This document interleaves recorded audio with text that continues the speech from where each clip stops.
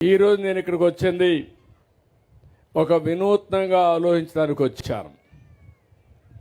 మీ కష్టాలు నేరుగా చూడడానికి వచ్చాను. ఇప్పుడే ఒక 2 ఇండ్లకి వెళ్ళాను. ఒకసారి మీరు చూస్తే చరిత్రలో ఎప్పుడూ ఏ రాష్ట్రంలో చేయని విధంగా 4,000 రూపాయలు పింఛనిచ్చే ఏకైక రాష్ట్రం ఆంధ్రప్రదేశ్ రాష్ట్రం. ఈ విషయం మీరు గుర్తుపెట్టుకోవాలి. మీరు పక్క రాష్ట్రాలకు ఎక్కడికి పోయినా అన్ని రాష్ట్రాల్లో 2,000, 1,000 రూపాయలు అట్లిచ్చే పరిస్థితిలో ఉన్నారు. మన దగ్గర మాత్రం 4,000 రూపాయలు చేశారు. దీనికి కూడా ఒక చరిత్ర ఉంది. అందరూ ఒకసారి గుర్తుపెట్టుకోవాలి.